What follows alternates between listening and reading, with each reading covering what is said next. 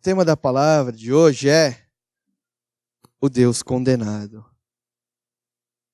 E com essa passagem eu queria fazer uma reflexão com vocês sobre o quanto devemos ir, o quanto devemos fazer, o quanto devemos nos dispor para completar o plano de Deus em nossas vidas. Põe o próximo slide. Alguém já viu essa mulher? Alguém já viu essa cena de uma maratonista que na Olimpíada, na última volta, ela chega toda torta, cambaleante? O nome dessa mulher é Gabriele Anderson. Ela é uma suíça. E nas Olimpíadas de Los Angeles, de 84, ela estava correndo e, cara, ela ficou muito cansada. E ela sofreu um negócio chamado, deixa eu até ler, hiponatremia, que é a queda brusca do sódio no seu sangue. E quando isso acontece, a pessoa começa a ter ela começa a sofrer com problemas cardiovasculares, problemas metabólicos. Ela fica desorientada. Mas essa mulher, mesmo com uma cãibra forte na sua perna esquerda, ela percorreu os últimos 200 metros, cambaleante, quase caindo, de forma que quando você assiste o vídeo, você fala, meu Deus, essa mulher vai cair. E ela só parou, desacordada, quando ela cruzou a linha de chegada. E quando ela cruzou a linha de chegada, ela caiu desmaiada nos braços dos médicos. A reflexão que eu queria fazer com vocês nessa manhã, depois de ler esse texto, é: o quanto você está disposto a fazer? O quanto você está disposto a se esforçar para cumprir um plano, para atingir uma meta? Ou melhor, o quanto você está disposto a se entregar, a se esforçar para cumprir o plano de Deus na sua vida? E apesar da passagem que a gente leu hoje ser talvez um cenário cruel de um julgamento, e que a gente conhece como vai ser o final desse julgamento, para mim, essa porção da Bíblia é uma das mais bonitas que alguém pode ler. É uma das porções da Bíblia que mais me encoraja. Uma das porções da Bíblia que mais me desafia ao ver o que Jesus fez. Mas a gente não vai entender a profundidade dessa passagem se a gente não voltar alguns capítulos antes, talvez algumas cenas antes. Eu queria voltar com vocês e começar lá atrás, na ceia.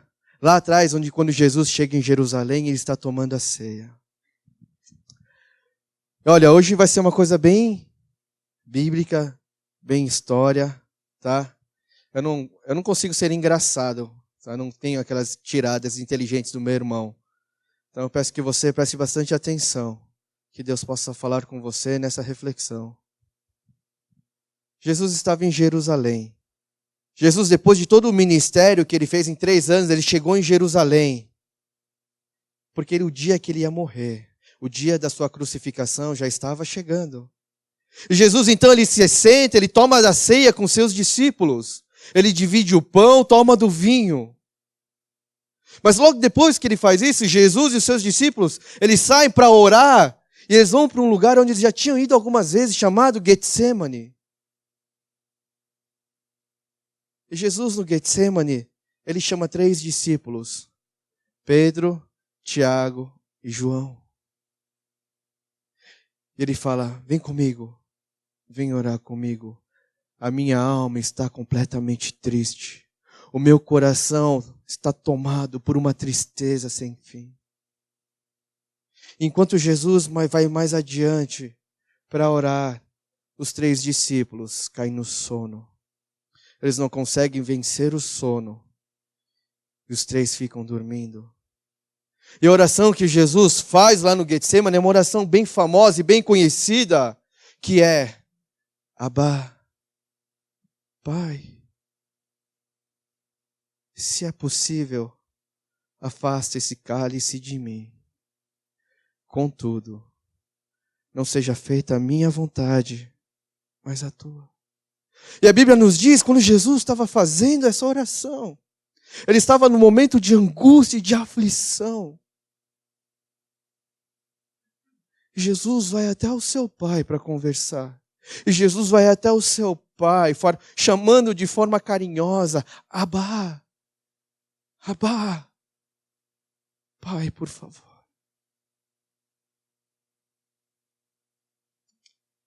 E nas 3 vezes que Jesus sai para fazer essa oração e ele volta, os seus discípulos ainda estão dormindo, vencidos pelo sono, vencidos pelo cansaço. Mas o grande problema é que agora não dá mais tempo para nada. O traidor Judas, que tinha vendido Jesus por 30 moedas, está voltando agora para o Getsemane, o lugar onde Judas orou com Jesus algumas vezes. Mas Judas dessa vez não vem sozinho, ele vem com uma multidão armada de espadas e varas. Uma multidão enviada pelo chefe dos sacerdotes para fazer o quê? Para prender Jesus.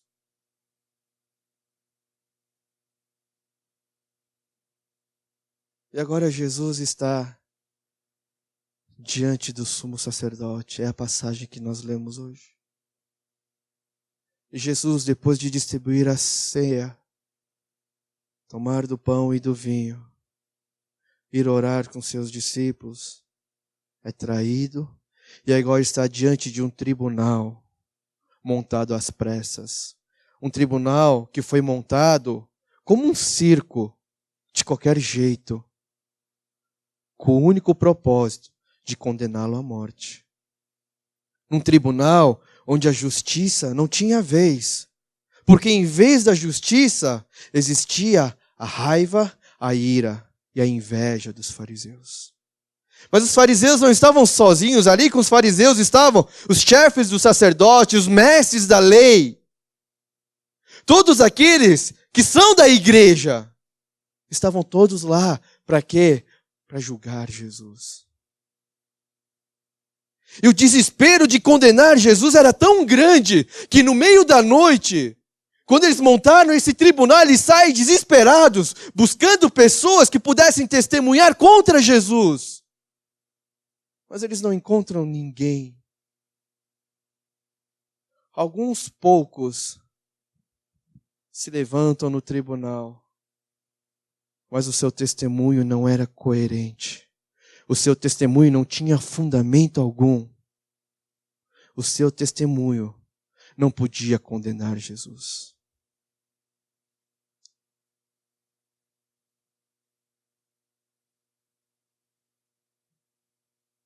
E vendo, a gente olhando essa passagem, a gente tem que começar a entender algumas coisas. Que o homem em si nunca vai poder condenar a Deus. O homem não tem o poder e nem a capacidade de julgar a Deus e muito menos condená-lo à morte. O homem é criatura de Deus. O grande problema é que o homem, desde Gênesis 3:5, quer ser Deus e se acha Deus. E vive uma vida louca, toda ao avesso. E é por isso que Isaías escreve esse versículo, ele escreve o seguinte: vocês viram as coisas pelo avesso.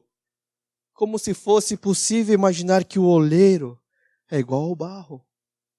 A gente é tão louco nessa nossa ideia de que somos Deus, que a gente acha que a gente é igual a Deus. A gente acha que o barro é igual ao oleiro que faz os vasos.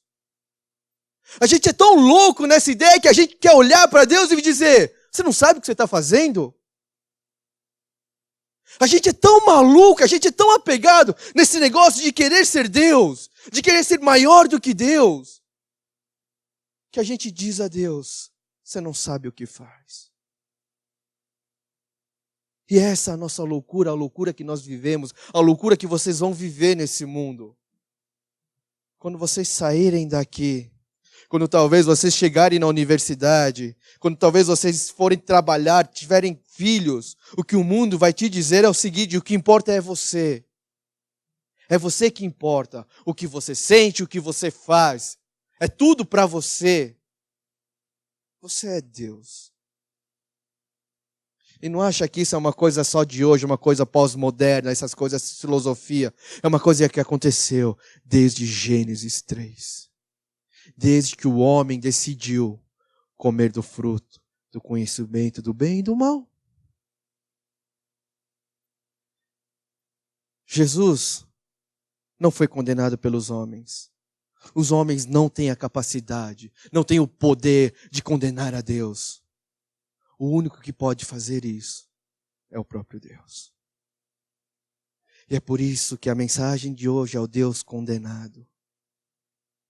É o Deus condenado porque talvez quando a gente olhe para essa passagem, talvez quando a gente olhe para todas essas coisas, a gente tem que pensar num negócio nesse depoimento. A gente tem que fazer uma reflexão olhando para essa passagem, que é o seguinte: se as pessoas que estão tentando acusar Jesus não têm o poder para isso, se as pessoas que estão tentando condenar Jesus à morte não têm a capacidade nem o poder para isso, e mesmo esse julgamento, que é um circo que foi montado não como um julgamento, mas como um abatedouro, e testemunhas que se levantaram para acusar Jesus, não são dignas de confiança. A grande questão é que Jesus não pode ser condenado, então Jesus tinha uma possibilidade sim, de sair desse tribunal, livre, inocente, andando. Jesus não precisava ser condenado. Jesus podia sair daquele lugar com as próprias pernas. Jesus não precisava ser preso, ele não precisava fazer nada daquilo, porque as pessoas, todo o julgamento foi falso. E é tão louco esse negócio, que algumas pessoas, elas se levantam para acusar Jesus com as suas próprias palavras. Eles usam as palavras de Jesus para acusá-lo, dizendo: olha, a gente ouviu ele dizer, eu vou destruir esse templo que vocês tanto amam. Eu vou destruir. Você tem que entender que o templo para os judeus é a coisa mais sagrada que existe. O templo que está lá em Jerusalém era a coisa mais sagrada que existia. E Jesus diz: eu vou destruir esse templo feito por mãos humanas, e em 3 dias eu vou reconstruir um outro templo que não é feito por mãos humanas. Mas mesmo as pessoas usando as palavras do próprio Jesus, os seus depoimentos, as suas acusações não tinham fundamento algum. E Caifás, que é o sumo sacerdote, quando ele vê que o barco está indo para o lado errado, quando Caifás vê que tudo que ele planejou, tudo aquilo que ele armou, todo aquele tribunal, aquele circo que ele armou, não está dando certo, ele se levanta, ele olha para Jesus e diz: Jesus, você não vai dizer nada? Você não vai se defender das acusações que esses te fazem? E a Bíblia nos diz que Jesus fica em silêncio. Jesus fica em silêncio, muito provavelmente, porque ele não tem que se defender, porque as acusações são falsas. Jesus não tem que se defender, porque ele não fez nada de errado, porque Jesus é inocente. Ou talvez porque, se Jesus falasse uma pequena coisa, Jesus ia destruir completamente esse argumento que esses fariseus levantaram para acusá-lo. E o grande pensamento que nós temos que ter nessa manhã, na reflexão, nessa palavra, é entender que Jesus podia sair dali livre. Jesus não foi condenado. Jesus podia sair andando daquele tribunal, sem sofrer nada. Jesus podia sair do sinédrio, sem sofrer nada, em plena liberdade.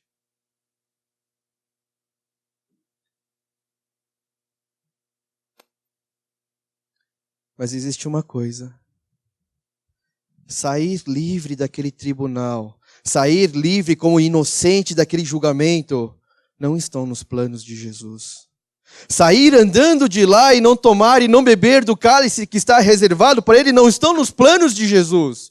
Talvez estivessem antes de Jesus conversar com Deus no Getsemane, mas depois que ele conversou com Deus, com o seu Pai, sair como um homem livre não estava nos seus planos. E é por isso quando Caifás se levanta e diz: Você é o Cristo, o Filho do Deus bendito? Jesus responde enfaticamente: sim, eu sou. No grego é ego eimi. Sabe o que significa? Sou eu mesmo. No fundo, Jesus se autocondena, porque os homens não conseguem fazer isso. No fundo, o ego eimi de Jesus está dizendo: eu estou me condenando. Eu estou indo além. Eu estou fazendo isso. Eu sou o Deus condenado para cumprir o propósito de Deus na vida. Não só na sua vida, mas na vida de todos aqueles que Ele vai salvar.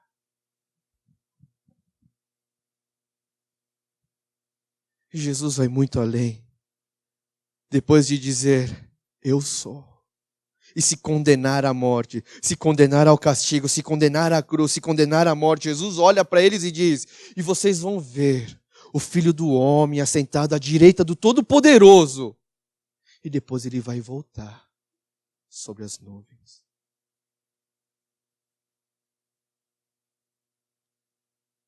E essa disposição que Jesus tem para cumprir o plano de Deus. Essas são as consequências.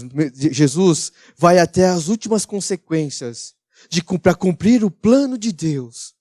Mesmo sabendo que no fim ele iria morrer, mesmo sabendo que no fim ele iria sofrer, mesmo sabendo que logo depois que ele dissesse, eu sou, as pessoas viriam dar tapas na sua cara, iam cuspir nele, iam zombar dele.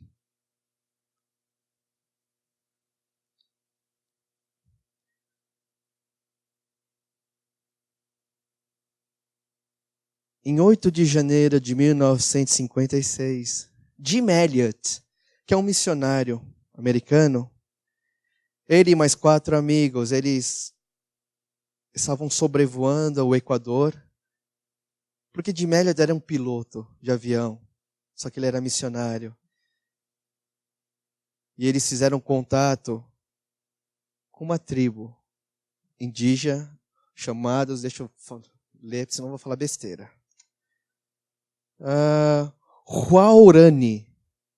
A tribo Huaorani. E durante meses, antes dessa data, eles sobrevoavam aquele lugar. Eles jogavam algumas lembranças. E um dia eles fizeram contato com os índios, que nunca tinham sido alcançados por ninguém. E Jim Elliot e seus amigos planejaram durante meses como chegar até esses índios, como evangelizar esses indígenas.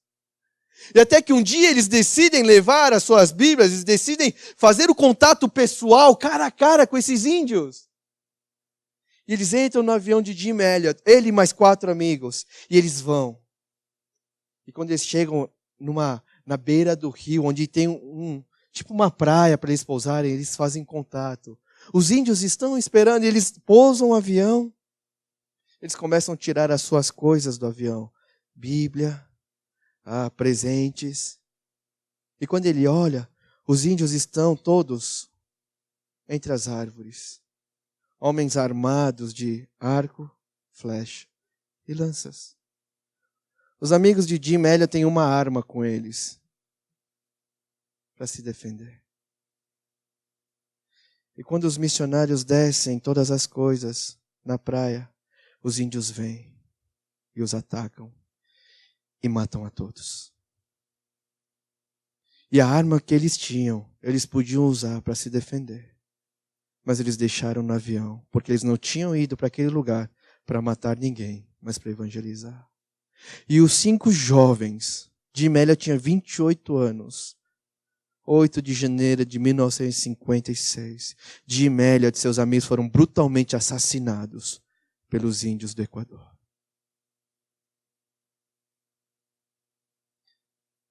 Meses depois, a sua esposa, a esposa de Jim Elliot e seus 2 filhos resolvem fazer contato com a tribo e morar na tribo. A mesma tribo que matou o seu marido, os seus amigos, os seus irmãos. E Fred Elliot, que é filho de Jim, vai muito além. ele encontra o índio que matou o seu pai e o chama de pai. Fred Elliott adotou o assassino do seu pai como seu próprio pai, o evangelizou, cuidou dele, orou por ele. Existem pessoas que estão dispostas a ir além por Deus. Existem pessoas que estão dispostas a morrer por esse Deus. Sabe quando eu abro o Face e tem aquele posts assim, por favor, vamos fazer uma corrente de oração para Deus libertar o missionário que está na mão dos muçulmanos. Sabe qual é a minha pergunta? Sabe qual é a primeira coisa que eu penso? Alguém perguntou para esse missionário se ele quer ser liberto? Alguém perguntou para ele, é isso que você quer? Você quer sair daí?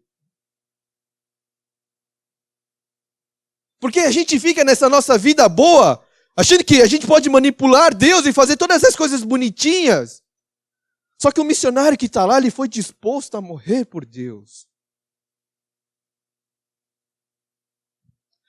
Se um dia eu for para um lugar desses, onde é proibido pregar o evangelho, e um dia me prenderem, por favor, não façam correntes de libertação para me libertar. Não façam.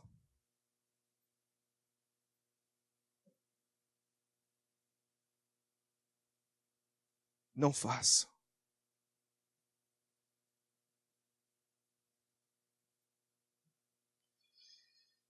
E quando Caifás escuta a blasfêmia de Jesus, dizendo que ele é o filho, ele rasga suas roupas em sinal de indignação. Ele pergunta para os outros sacerdotes e diz, vocês ouviram? Vocês ouviram? Para que precisamos de mais testemunhas? Eles não precisam de testemunhas nenhuma. Porque Deus se condenou. Porque Cristo se autocondenou naquele lugar. E ele pergunta o que vocês acham. E todos o consideraram digno de morrer. Jesus chegou naquele tribunal, já condenado. Não por homens, mas por Ele mesmo. Por Deus. Gabrielle Anderson, aquela maratonista que vocês viram lá, a motivação dela de continuar para terminar a maratona, mesmo cambaleante, mesmo desorientada, mesmo desidratada ao máximo, a única coisa que ela dizia que ela pensava era, eu tenho 39 anos, essa é minha última Olimpíada. Eu nunca mais vou conseguir fazer isso.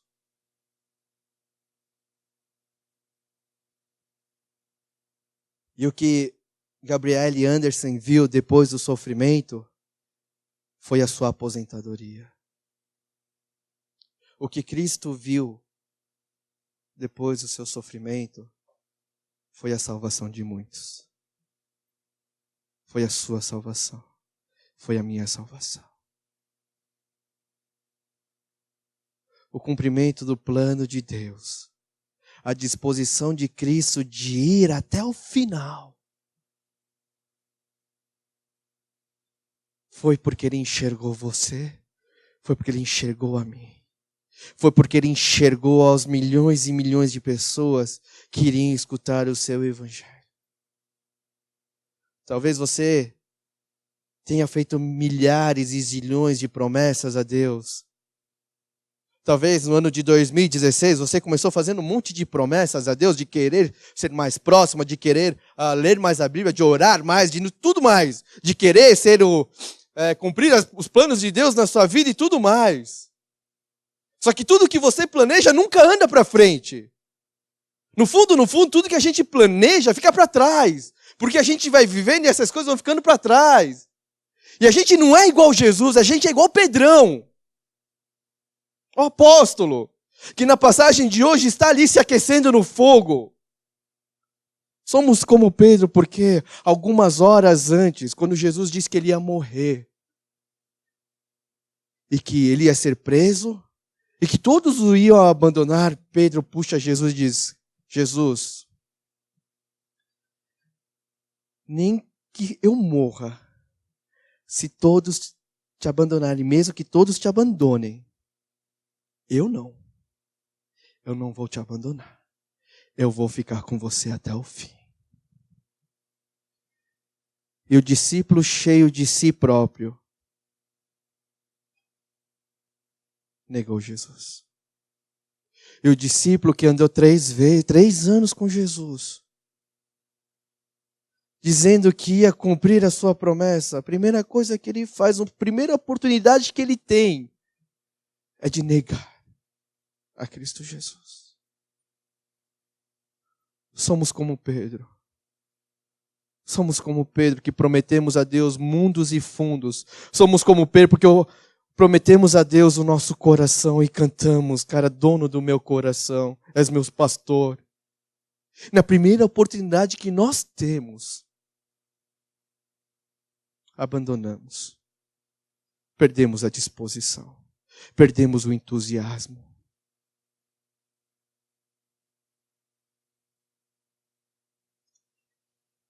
E por isso, nessa manhã, eu queria te desafiar. Você que quer cumprir os planos de Deus, você que quer viver Deus intensamente na sua vida, que você olhe para o exemplo de Jesus. Que você olhe para esse Deus que está diante de um circo, de um julgamento, de pessoas, diante de homens que não podem condená-lo. E por isso ele mesmo se autocondena para poder cumprir os planos de Deus.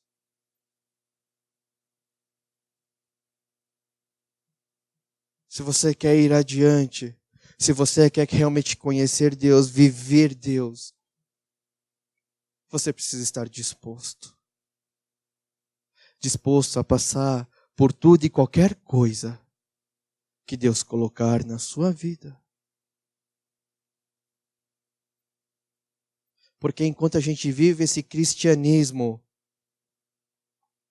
de iogurte e videogame, sabe? Que só fica em casa curtindo, você nunca vai para frente em nada.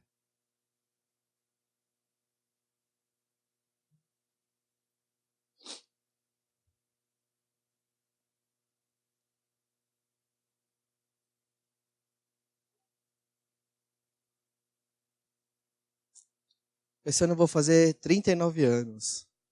Tô novo ainda. 39 num corpinho de 22. Bem vividos, claro. E quando eu vejo a minha vida hoje, tudo que Deus me levou a viver, talvez nem nos meus sonhos mais loucos, nem na minha imaginação mais louca, eu poderia imaginar que algum dia eu pudesse trabalhar para Deus. De que algum dia eu pudesse conhecer Deus de verdade.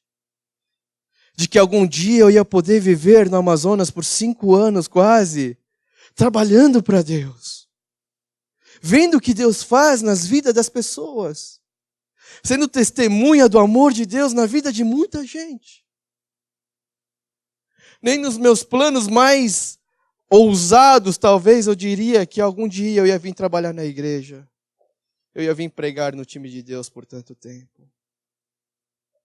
Mas uma coisa eu lembro, de quando Deus me chamou para tudo isso. E Deus não me chamou quando vem um anjo falando em línguas. Não apareceu uma luz brilhante. Não veio ninguém maluco profetizando, pondo a mão na minha cabeça para profetizar e dizendo, olha Elias, você vai servir. Nada disso. A pergunta que Deus fez no meu coração foi, você viveria para me servir? Você está disposto a viver para me servir?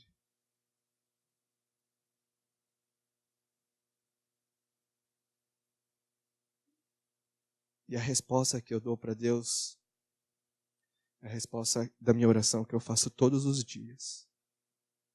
Deus, por favor, deixa eu te servir. Porque eu sei que você não precisa.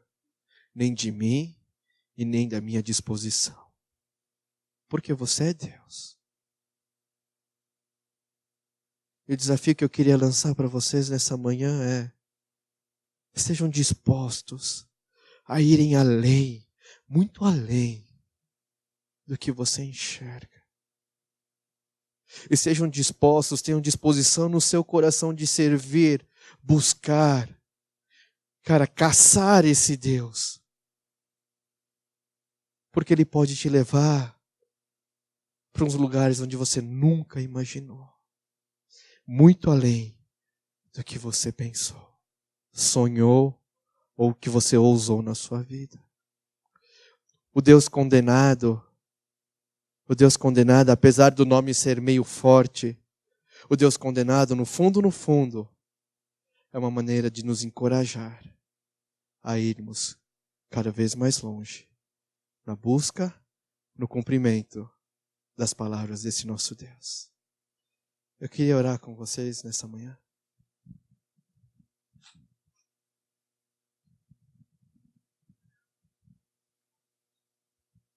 Eu queria que você se levantasse do seu lugar, porque dá sono, né?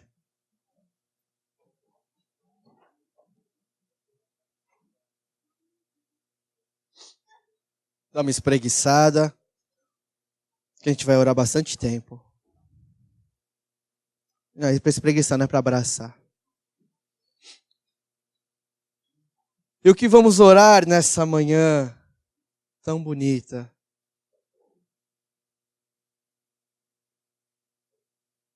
Vamos pedir a Deus fé e disposição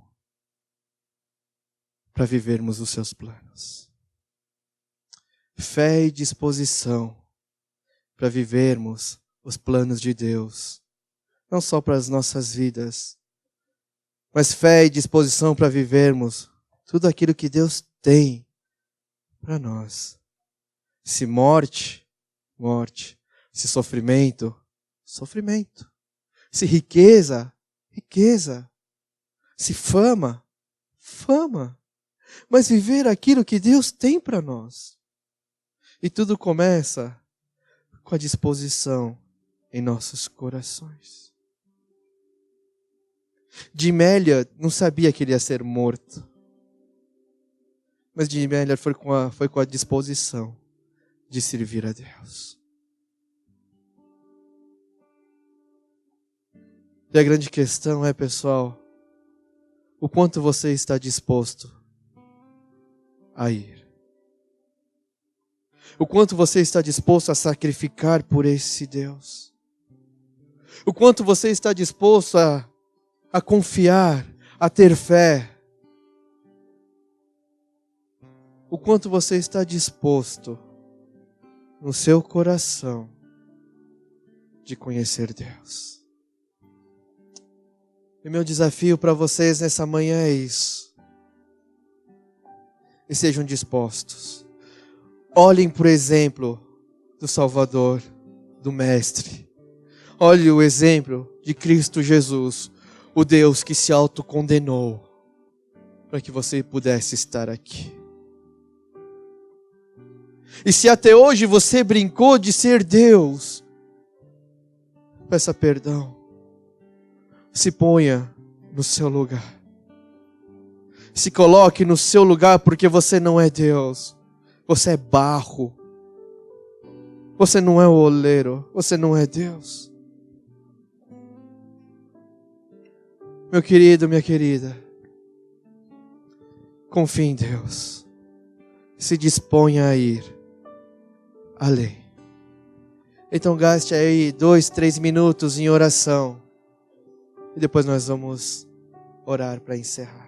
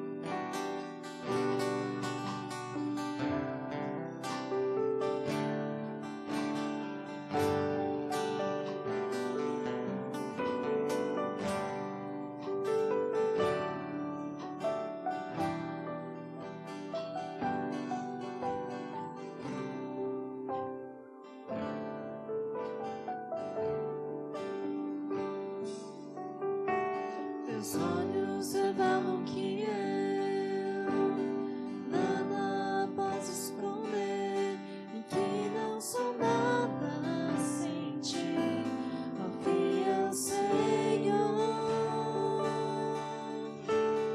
Tudo tu sabes de mim, quando sondas o meu coração, eis que tudo podes ver bem dentro de mim. Leva minha vida a uma só verdade, e quando me sondas, nada posso ocultar. Sei que a tua fidelidade leva minha vida mais além do que eu posso imaginar. Sei e não posso negar que os teus olhos sobre mim me enchem da tua paz. Teus olhos revelam que eu nada posso esconder E que não sou nada sem ti, ó fiel Senhor. Tudo tu sabes de mim, quando sondas o meu coração, eis que tudo podes ver bem dentro de mim. Leva minha vida a uma só verdade, e quando me sondas, nada posso ocultar. Sei que a tua fidelidade leva minha vida mais além do que eu posso imaginar. Sei e não posso negar que os teus olhos sobre mim me enchem da tua paz. Sei que a tua fidelidade leva minha vida mais além do que eu posso imaginar. Sei e não posso negar que os teus olhos sobre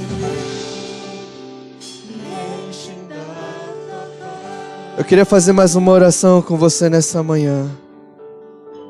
Você sabe que se você se dispor a Deus, esse lugar aqui, que vocês tanto amam, que chama time de Deus, que se vocês se disporem a conhecer Deus, a servir Deus, muitas pessoas que estão aqui vão conhecer Deus, e muitos outros lá de fora vão poder conhecer Deus. Se vocês se disporem a ir além do que você tem ido, se você se dispor a ir além mais do que você tem feito, Deus vai enviar pessoas aqui neste lugar, para que você que está aqui possa ser canal de bênção, para que você possa ser o evangelho vivo, a testemunha viva e real de um Deus real, de um Salvador real. Se você puder segurar na mão da pessoa que está do seu lado, e a oração que você vai fazer é: Deus, nos dá disposição de vermos esse lugar, para vermos esse lugar cheio de pessoas que não te conhecem, cheio de pessoas que precisam ouvir da tua palavra, cheio de pessoas que precisam te conhecer. Deus abençoa essa pessoa que está do meu lado, o encoraje, dá ânimo, Senhor, dá fé, Então ore pela pessoa que está do seu lado e peça para Deus derramar coragem, ousadia e disposição para seguir aquilo que Deus tem.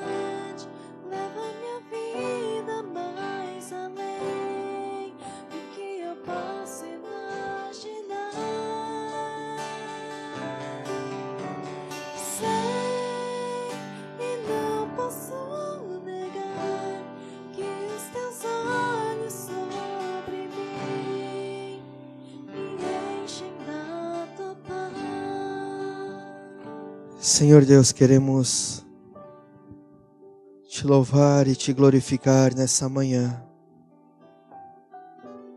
E agradecer de todo o nosso coração, Jesus, por você se autocondenar naquele tribunal, que não tinha nem o poder e nem a capacidade de te julgar e de te condenar à morte, mas o Senhor, na disposição de cumprir os planos do Pai, fez isso por nós, por amor a nós. Porque depois daquele sofrimento, de todo aquele martírio, o Senhor enxergou as nossas vidas, o Senhor enxergou a nossa salvação. Deus, e nessa manhã nós queremos ter a mesma disposição de ir além, de confiar em Ti, Senhor, de ter a fé, Senhor,